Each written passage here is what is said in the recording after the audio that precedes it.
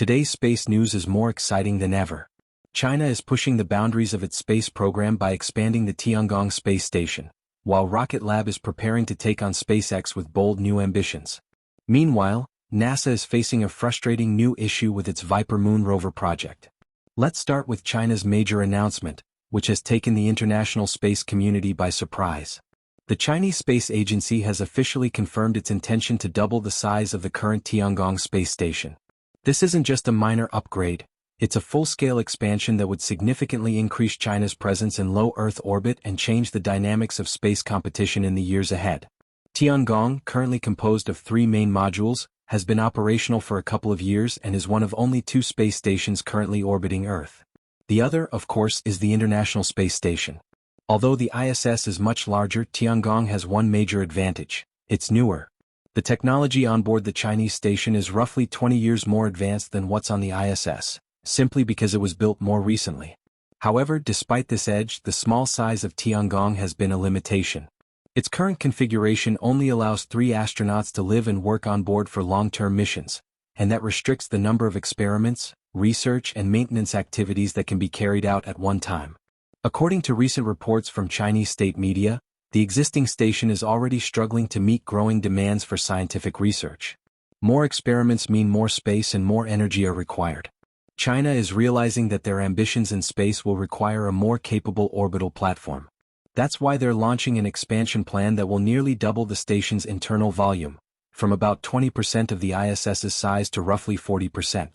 This isn't just a symbolic move, it's a practical step forward that will significantly increase their operational capacity in space and help accommodate more astronauts, more experiments, and eventually more international partners.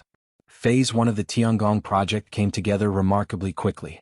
The 3 modules that currently make up the station were all launched and assembled in just 2 years, 2021 and 2022. That pace is impressive by any standard, especially for a program still relatively new to operating a full-scale space station. Now, with the next phase on the horizon, China plans to add 3 more modules. The first new module will be what's called a multi-docking adapter. This device has 6 connection ports and will attach to the bottom of the current central module, known as Tianhe. This base forms the center of the existing T-shaped configuration in orbit and currently hosts a single port for cargo resupply ships. This new multi-port adapter will serve as a kind of hub, mimicking the structure that connects the current modules. Once it's installed, the layout of the station will evolve into something resembling 2 T-shapes stacked on top of each other, giving the space station a much more complex and capable structure. By doubling the number of modules, China won't just increase interior space, they'll also gain more docking ports. That's important because the Chinese space program is developing 2 new crewed spacecraft. One is designed for missions to the Moon, while the other will be used specifically for operations in low Earth orbit, such as ferrying astronauts and cargo to Tiangong. Expanding the number of docking ports means more flexibility. Crewed spacecraft, cargo resupply vehicles, and future international visitors will have more access points. That ties into another major component of China's long-term plan: international collaboration. Earlier this year, China's Human Spaceflight Agency revealed that it is training astronauts from Pakistan for a future mission to Tiangong. If successful, these would be the first foreign astronauts to visit the Chinese station. Beyond that, Chinese officials have indicated that they're in talks with multiple other countries about sending astronauts to Tiangong, although no specific agreements have been made public yet. Despite the ambitious plans, China hasn't released an exact timeline for when these new modules will launch. However, they've confirmed that the Long March 5B rocket will continue to be used for these missions.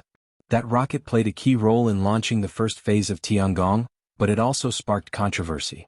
The Long March 5B became infamous for its uncontrolled re-entry events.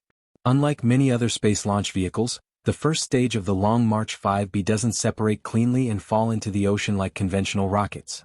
Instead, the entire core stage ends up in low orbit around Earth, where it slowly loses altitude and eventually crashes back into the atmosphere, sometimes over populated areas. This issue isn't just theoretical, it's happened multiple times. Flaming debris from previous launches has rained down unpredictably, causing concern among international space agencies and governments. The Chinese Space Agency has acknowledged the problem. In a recent interview, a Chinese official stated that their current focus is on enhancing reliability and safety, specifically mentioning efforts to improve controlled re-entry through design optimizations. While it's encouraging that they are working on this, the statement wasn't exactly comforting. The risk remains, especially if future launches increase in frequency as Tiangong expands and China's space ambitions grow. Although we don't yet know when the next core module will fly, we do know what the next Long March 5B launch will carry, and it's not another habitat. Instead, the next scheduled flight will deliver something very exciting: China's first space telescope. This new telescope is designed to orbit very close to the Tiangong station so that it can be easily serviced by astronauts through spacewalks. That kind of flexibility is similar to how NASA once maintained the Hubble Space Telescope using the Space Shuttle. In terms of size, China's telescope will be comparable to Hubble, featuring a 2-meter-wide primary mirror capable of capturing incredibly detailed images of the universe. But even more important than size is the fact that China's telescope benefits from 30 years of technological advancement compared to Hubble. While Hubble is still performing well today, it was launched in the early 1990s, and many of its components reflect that era. The Chinese Space Telescope, on the other hand, will be equipped with modern sensors, improved optics, and cutting-edge data systems. All of this translates to a telescope that can potentially outperform Hubble in many ways while also benefiting from the unique capability of human maintenance via Tiangong. It's a smart strategy that shows how China is thinking several steps ahead with their orbital infrastructure. The pairing of the telescope with Tiangong is an example of strategic planning that could pay off in a big way. Maintenance is a major issue with space telescopes. The reason the Hubble lasted so long is because astronauts were able to fix and upgrade it multiple times. But with current telescopes like James Webb, which is parked over 1 million kilometers from Earth, repairs are virtually impossible. China is essentially going back to a more serviceable model, but with modern tools and knowledge. That could be a game-changer for long-term space observation projects and might position China as a serious player in space science for the next few decades. All these developments reflect China's growing confidence and capability in space. They are no longer just catching up, they're starting to lead in certain areas. From space station expansion to advanced telescopes and lunar missions, China is creating a comprehensive ecosystem in low Earth orbit. Meanwhile, other players like Rocket Lab and NASA are moving forward with their own ambitious plans. Rocket Lab, for instance, is quickly emerging as a serious competitor to SpaceX, and NASA has new challenges to overcome with its robotic moon missions. We'll get into those topics in the next part, but for now it's clear that China's space program is entering a new era, one defined by innovation, strategy, and global collaboration. Meanwhile, an incredibly exciting development is underway in the world of space observation. A new camera with a staggering resolution of 2.5 million megapixels is currently being prepared for launch. This camera is designed to capture distant galaxies with unprecedented clarity, but its primary purpose is far more ambitious: investigating the mysterious force known as dark matter and how it influences the evolution of the universe. The mission, scheduled to launch in December 2026, will provide scientists with a new tool to study the structure of the cosmos and perhaps finally offer clues about the universe's most elusive substance. Shifting our focus from observation to innovation, let's talk about Rocket Lab. This aerospace company based in New Zealand has rapidly gained international attention since its first test flight in 2017. Initially specializing in small satellite launches using their highly reliable Electron rocket, Rocket Lab is now taking a bold step forward. The company has announced an ambitious plan to enter the heavyweight ring and compete directly with SpaceX. To achieve this, they are developing a completely new kind of rocket, one that could become the cheapest and most flexible space launch vehicle ever created. This new rocket is called Neutron, and it represents Rocket Lab's attempt to redefine what a commercial rocket can do. Neutron is a medium-lift, reusable rocket designed not only for space missions but also for high-speed cargo delivery on Earth. Its design is unlike anything currently flying. For instance, it uses a two-stage configuration like most rockets, but the second stage is uniquely tucked inside the main booster, resembling a Russian nesting doll. This clever design helps reduce complexity and improve reusability, one of Neutron's standout features in an increasingly crowded aerospace market. Another groundbreaking feature of the Neutron rocket is its integrated payload fairings. Instead of discarding these fairings like most rockets do, Neutron keeps them attached to the booster. They open like a clam shell to release the second stage and then close back up before the booster lands. This allows the rocket to return in nearly the same configuration it had at launch. Recently, Rocket Lab tested this mechanism and the results were impressive. The clamshell fairing operated smoothly, giving us a real-world glimpse at what this rocket could look like in action once operational. The aim here is complete reusability. Rocket Lab wants to recover and reuse as much of Neutron as possible without compromising its performance.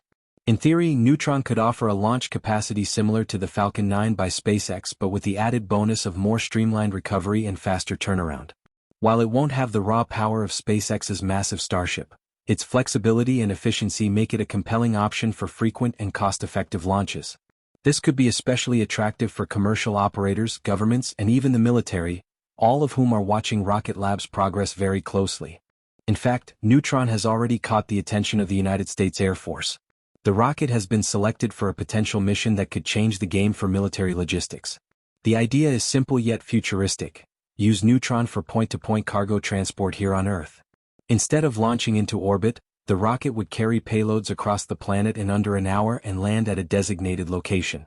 If that sounds familiar, it's because SpaceX's Starship was also envisioned for this very purpose. But Starship's early years are booked with lunar and Mars missions, which leaves a unique opening for Neutron. This opportunity is huge for Rocket Lab. If successful, Neutron could become the second rocket in the world capable of executing these rapid Earth-to-Earth transport missions, right behind Starship. And given how stretched SpaceX's resources will be with its ambitious interplanetary goals, the Air Force sees real potential in having a reliable, reusable alternative. This contract not only validates Rocket Lab's vision but also gives the company a crucial foothold in a high-stakes arena. It's a strategic move by both the military and Rocket Lab, one that could shape the future of terrestrial cargo delivery. In another corner of the space world, NASA has been grappling with the uncertain fate of the Viper rover. Short for Volatiles Investigating Polar Exploration Rover, Viper was designed to explore the Moon's south pole in search of water and other vital resources. The mission was considered a major step toward establishing a long-term human presence on the lunar surface. But despite the rover being about 95% complete, the mission was abruptly cancelled last summer. The reason? Budget overruns and delays in its landing system, which forced NASA to reevaluate the project. At NASA, there's a strict rule. If any program exceeds its budget by more than 30%, it must be reviewed by Congress before it can continue. Viper's delay in launch, caused by issues with the lander being developed by a private partner, Astrobotic, meant NASA would have to keep paying its team for another year just to monitor a completed rover. That extra cost tipped the mission over the 30% threshold. When the proposal went before Congress, lawmakers didn't see enough justification to continue spending and voted to shut the mission down, effectively shelving a nearly finished rover. This decision left NASA in a tricky spot. They now had a $500 million rover sitting around, essentially ready to fly but without a confirmed ride to the Moon. Not wanting to waste the effort, NASA tried something new. They started offering the Viper mission to private companies. The idea was to see if any commercial entity would be willing to foot the bill to land and operate the rover on the Moon's surface. The cost? Somewhere between $150 million and $200 million, covering launch, landing, and surface operations. It was a bold move, essentially putting Viper up for auction. But selling a lunar rover turned out to be much harder than expected. Over the next 3 months, NASA failed to attract any serious bidders. No private company was willing, or able, to take on the financial burden of launching and managing a Moon mission at that scale. So, in a quiet but telling move, NASA officially withdrew Viper from the market. They issued a statement saying they would now explore alternative approaches to achieving the rover's mission goals. While it's unclear what those alternatives will be, the agency made it clear that Viper's story isn't over yet. As of now, the rover still sits in storage, fully built and waiting. NASA hasn't given up on its purpose, which is to search for water and usable resources in the Moon's permanently shadowed regions. Viper was designed with this goal in mind, and that goal still holds enormous scientific and strategic value. The rover could be vital for future crewed missions, potentially locating ice deposits that could be used for life support or even rocket fuel. What's needed now is a creative solution, a new partner, new funding, or perhaps a revised mission plan that will finally take Viper to its intended destination.